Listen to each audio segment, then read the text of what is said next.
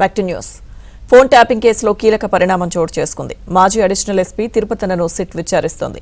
తిరుపతనతో కలిపి ప్రభాకర్రావును సిట్ ప్రశ్నిస్తోంది. నేటితో ప్రభాకర్రావు కస్టడీ ముగియనుంది. ఇక రేపు 10 గంటలకు పోలీస్ కస్టడీ నుంచి ప్రభాకర్రావు విడుదల కానున్నారు.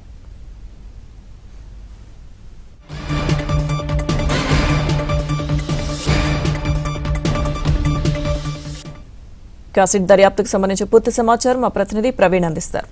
ప్రవీణ్, ఫోన్ ట్యాపింగ్ కేసులో నేడు బిగ్ డేగా మనం పరిగణించాలి. ఎందుకంటే ఇప్పటికే సుప్రీంకోర్టు దాదాపు 14 రోజుల పాటు కస్టడీకి అనుమతించింది. ముఖ్యంగా మొదటిసారి కస్టడీ వారం రోజుల పాటు, రెండోసారి సుప్రీంకోర్టు వారం రోజుల పాటు, మొత్తం 14 రోజుల పాటు కస్టడీకి అనుమతించింది.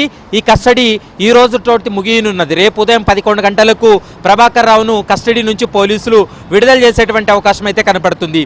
ఈ 14 రోజుల పాటు జరిగినటువంటి కస్టడీ విచారణలో వెలుగు చూసినటువంటి అంశాలన్నింటినీ కూడా సుప్రీంకోర్టుకు ఒక రిపోర్ట్ను అందజేస్తుంది. సుప్రీంకోర్టు ఆ రిపోర్ట్ను పరిగణలోకి తీసుకొని ఫర్దర్గా ఎలాంటి స్టెప్ తీసుకోవాలనేటువంటి అంశానికి సంబంధించి సుప్రీంకోర్టు ఒక కీలక నిర్ణయం తీసుకునేటువంటి అవకాశం అయితే కనపడుతుంది.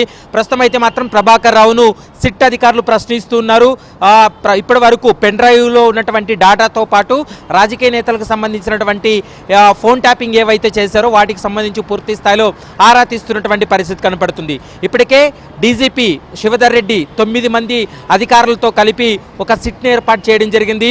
ఇప్పటికే రామగుండం సిపిగా ఉన్నటువంటి అంబర్ కిషోర్ జా కూడా సిట్లో కీలక సభ్యుడిగా ఉన్నాడు. కాబట్టి కొద్ది నిమిషాల క్రితమే జూబ్లీహిల్స్ పోలీస్ స్టేషన్కి చేరుకొని తిరుపతిన కావచ్చు, మరోవైపు ప్రభాకర్ రావును కలిపి విచారణ జరుపుతున్నటువంటి పరిస్థితి అయితే కనపడుతుంది. కాబట్టి ఈరోజు విచారణ తర్వాత చాలా కీలక అంశాలు బయటపడేటువంటి అవకాశం ఉంటుంది.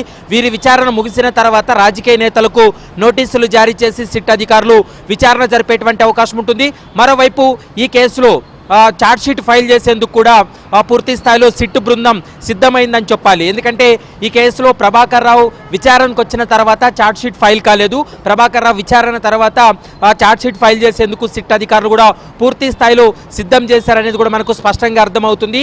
ఈ 14 రోజుల పాటు జరిగినటువంటి విచారణలో వెలుగు చూసినటువంటి అంశాలను ఆధారంగా చేసుకొని నెక్స్ట్ స్టెప్ ఉండబోతుంది. మరోవైపు సుప్రీంకోర్టు కూడా ఈ రిపోర్ట్ను పరిశీలించిన తర్వాత ప్రభాకర్ రావుపై చర్యలు తీసుకోవాలా వద్దనేటువంటి అంశానికి సంబంధించి కీలక నిర్ణయం తీసుకునేటువంటి అవకాశం అయితే కనపడుతుంది. ప్రస్తుతం ప్రభాకర్ రావు కుటుంబ సభ్యుల యొక్క ఆర్థిక లావాదేవీలకు సంబంధించి కూడా ప్రస్తుతం అయితే సిట్ అధికారులు ఆరా తీసినటువంటి పరిస్థితి కనపడుతుంది. మరోవైపు పెన్ డ్రైవ్లో ఉన్నటువంటి డేటా దాదాపు కొన్ని వందల కాంటాక్ట్ నెంబర్లన్నీ కూడా పెన్ డ్రైవ్లో సేవ్ అయి ఉన్నాయి. మరోవైపు ఇతని వ్యక్తిగత మొబైల్స్ కావచ్చు, ల్యాప్టాప్, క్లౌడ్లో కూడా డేటాను ఎరైజ్ చేశారనేటువంటి అంశానికి సంబంధించి ఇప్పటికే సిట్టు బృందం గుర్తించింది. కాబట్టి మరోసారి అన్ని అంశాలపైన కూడా ఈరోజు సిట్టు బృందం ప్రశ్నిస్తున్నటువంటి పరిస్థితి అయితే కనపడుతుంది. Right, thank you Praveen.